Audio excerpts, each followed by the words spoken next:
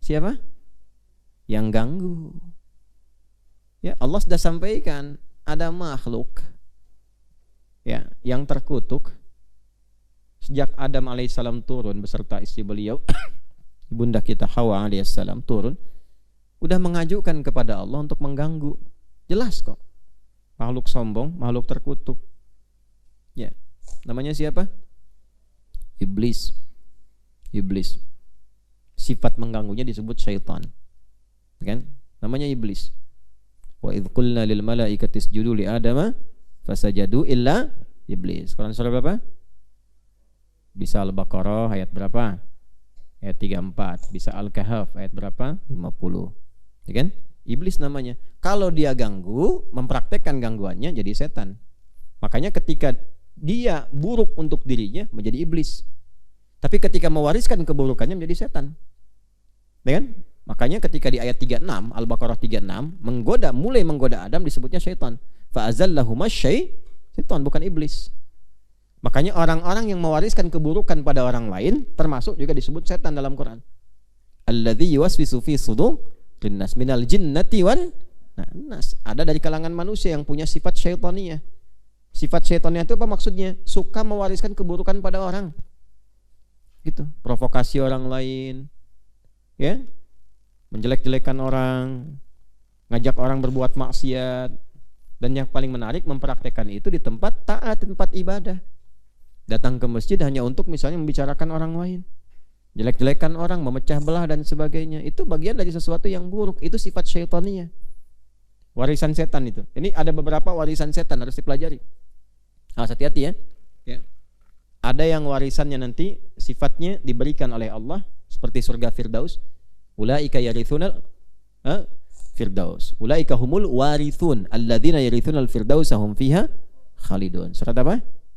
Al-Mu'minun surah 23 ayat berapa? Itu ya. Ada lagi yang warisan Nabi. Nabi mewariskan. Siapa di antaranya? Ulama. Ulama itu warisan Nabi. Innal ulama warathatul anbiya. Para ulama itu pewaris para nabi. Makanya dijaga. Kalau ada ulama-ulama, kualifikasi ulama ya. Ulama itu nanti ada syarat-syaratnya, ada ketakwaannya, khosyahnya, ilmunya, ada standar. Tidak bisa setiap yang pintar disebut ulama. Ya, ada sifat khasyah di dalamnya.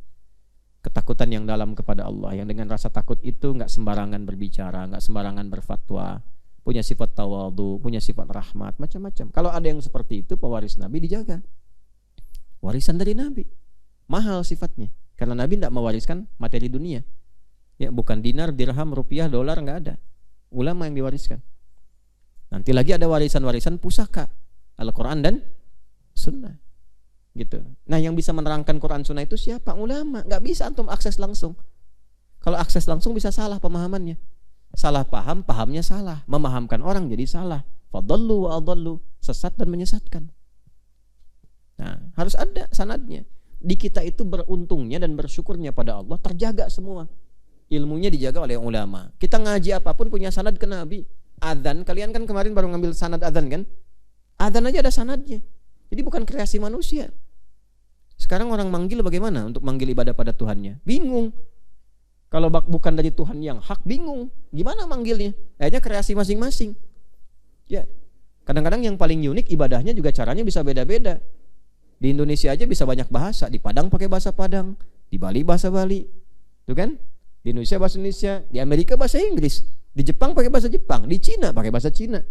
Kita sholat yang Arab pakai bahasa Arab, Indonesia pakai bahasa Arab, di Cina pakai bahasa Arab, dan bahasa Arabnya bukan bahasa Arab biasa, bahasa Arab yang memang diajarkan untuk sholat. Pakemnya udah ada.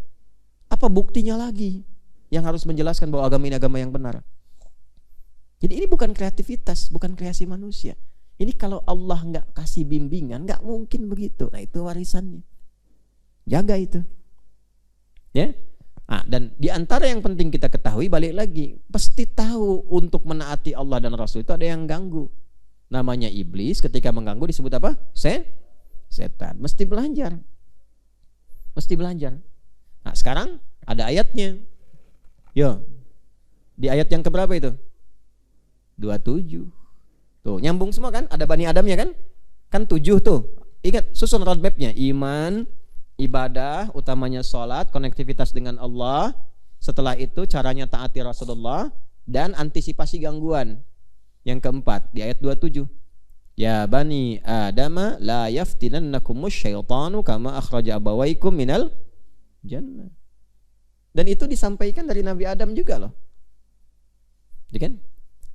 Ditegaskan oleh Allah. Hei semua anak keturunan Adam, hati-hati ya kata Allah itu. Kalau kalian ingin nanti menjalani misi kehidupan di muka bumi itu, sudah siap dengan roadmapnya, ada pengganggu yang sudah declare langsung di hadapan Allah, mau ganggu kalian dari depan, dari belakang, dari kanan, dari kiri. Gak akan dibiarkan kalian taat begitu saja. Maka jangan sampai apa yang pernah dicontohkan terjadi kepada bapak kalian Adam itu menimpa kalian. Jadi Allah mengizinkan Adam itu ya tergoda saat berada dalam pelatihan di surga sementara untuk menunjukkan kepada kita ini musuhnya. Cara menggodanya begitu. Kalau nggak kejadian kita nggak tahu musuhnya siapa. Kita nggak sadar digodanya bagaimana. Makanya kita merasa nih cara dia menggoda Adam begini. Makanya belajar tafsirnya. Waktu Adam ditempatkan berlatih di surga sebelum turun ke bumi, dikenalkan dulu ini tempat pulang. Ya kan? Tapi nanti tempatnya nggak seperti itu karena belum pernah dijamah manusia, lebih indah. Ini begini, indah semuanya, enak, nikmat. Ya. Tapi ini musuhnya. Cara menggodanya bagaimana? Dikenalkan dulu. Was-was. Ngasih bisikan ke Adam. Lewat hati, lewat jiwa. Makanya kalau ada bisikan-bisikan di hati untuk berbuat yang salah, sadar cepat itu setan. Gitu. Ya. Ada bisikan supaya nipu, supaya manipulasi, cepat sadar itu siapa? Setan. Kalau nggak sadar, nggak tahu ilmunya, nggak tahu itu musuh pengganggu, itu bisa diterima nantinya. Kalau diterima parah nanti. Ya.